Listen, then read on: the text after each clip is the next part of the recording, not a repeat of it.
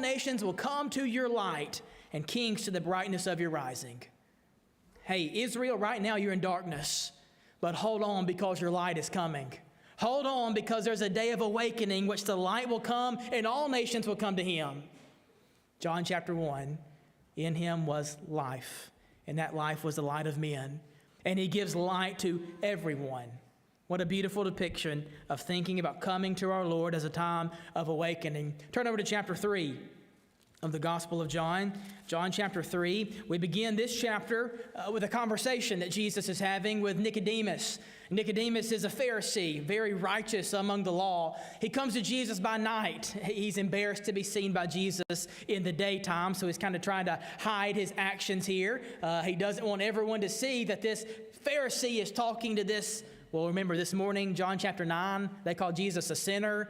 Pharisees and sinners, they don't mix. So he's going to hide his actions by coming to Jesus at nighttime. We pick up maybe in the middle of this conversation in verse 16. For God so loved the world that he gave his only Son, that whoever believes in him will not perish, but have eternal life. For God did not send his Son into the world to condemn the world, but in order that the world might be saved through him. Whoever believes in him is not condemned, but whoever does not believe is condemned already, because he has not believed in the name of the only Son of God. And this is the judgment, that light has come in the world, and people love the darkness rather than the light, because their works are evil. For everyone who does wicked things hates the light and does not come to the light, lest his work should be exposed. But whoever does what is true comes to the light, so that it may be clearly seen that his works have been carried out in God. That little conversation is almost a slap in the face to Nicodemus. People who are trying to hide what they do, they work in darkness. Hey, Nicodemus, when did you come to me, by the way? Oh, yeah, you came in the middle of night. You came under the cover of darkness, right? Nicodemus, you're trying to hide what you are. Maybe it's time to be aware of who I am. It's strange, what doesn't seem to make sense. It's said there in verse 19, people loved darkness rather than the light. That's backwards. Who would love darkness rather than the light? That's having things out of place. I'm reminded of the story. A man flies into Chicago at the airport, calls a taxi to pick him up and take him to his hotel downtown. Taxi picks them up, they're driving, they come to an intersection, the light is red, and the taxi driver drives right on through it. The guy in the back seat says, "Whoa, what are you doing? That light was red." Taxi driver says, "Yeah, that's fine, my brother does that all the time." They come to another intersection, the light is red again, he drives right on through it again. He's grabbing the seat, "Hey, what are you doing? The light's red, you're supposed to stop." "Yeah, I know my brother does it all the time, it's okay." Come to a third intersection, the light's green. The guy puts on the brake and stops. He says, "What are you doing? The light's green. You can go on green." Taxi driver says, "Yeah, I know, but you don't ever know when my brother's going to be coming through here," right? Things are kind of backwards. Where people in our world seem to be stopping on green and going on red. It just doesn't seem to make sense anymore. Why would people love darkness rather than loving light? Can't tell you how many times I remember my parents saying, "You need to be home at a decent time because nothing good happens after dark." Some of you have probably heard that and said that because it's true. When is crime the highest? When is violence the highest? When are more drunk drivers on the road? When is it more dangerous to be out? At night.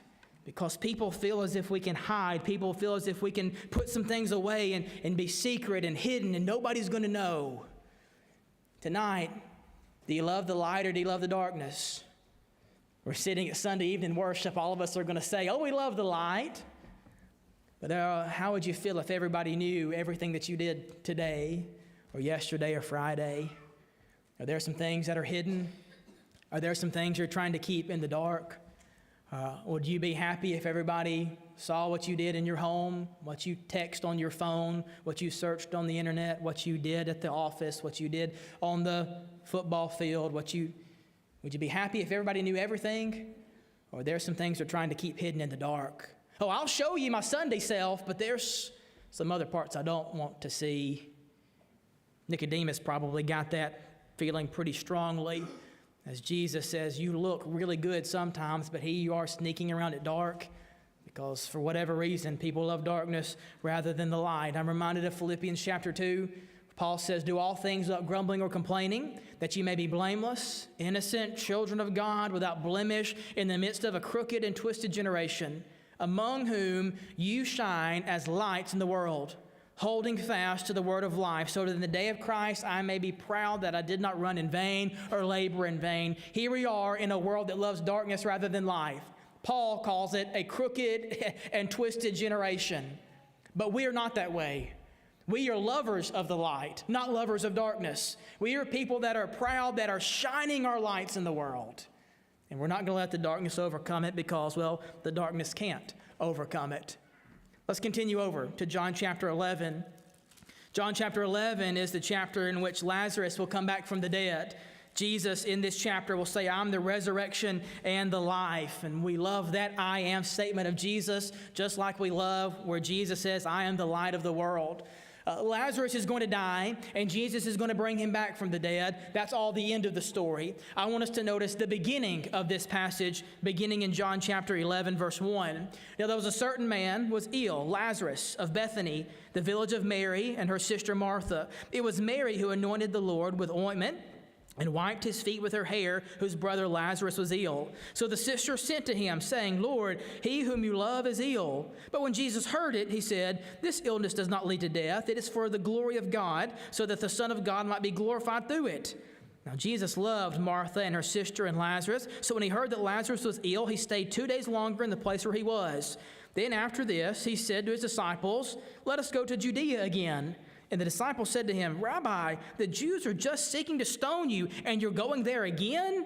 You follow what's happening here. Jesus had just been in this region, and the last time he was there, they were trying to arrest him, imprison him, kill him. And so Jesus gets word that one of his good friends is sick back in that area. He picks up the phone and says, hello. Oh, he's sick? Well, I sure do hate that. I hope he gets to feeling better. He doesn't have a phone. I'm just painting a picture. All right, and so his disciples kind of get that. Jesus even says, this is not a sickness that leads to death. This is a sickness that the glory of God is going to be shown through. Now, Lazarus will die, but he doesn't stay dead. It doesn't lead to his death because he comes back to life. So here are the disciples.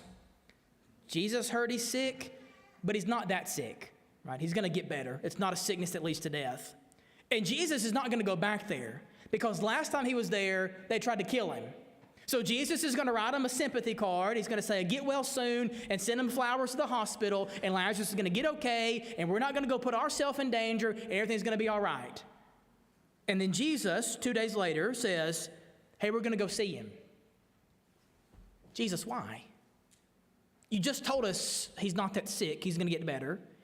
And if you go back, you're putting your life into jeopardy. Jesus, why are you going back?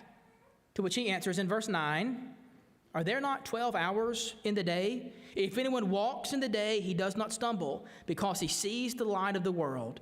But if anyone walks in the night, he stumbles, because the light is not in him. Are there 12 hours in the day?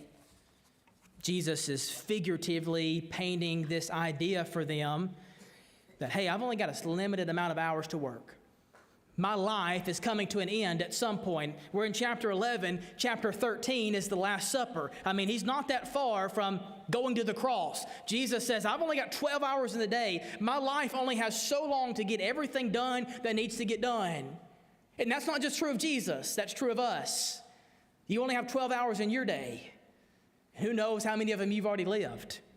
Who knows how many hours, how many minutes, how many days, how many seconds, how many months, how many years you have left? We don't know. And so Jesus says, well, while it's still day, I'm going to be working. While it's still light, I'm going to be working because I've only got so much time to get things done. I remember being in the hayfield in summer, and you'd have hundreds of bales out in the field, and you better get them in before dark.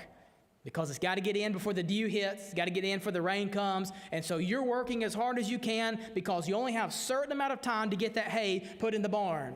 You're familiar with other ideas like that. You only have so much time to get it done, and you better get it done. Jesus says, my mission here is only here for so much amount of time. I better get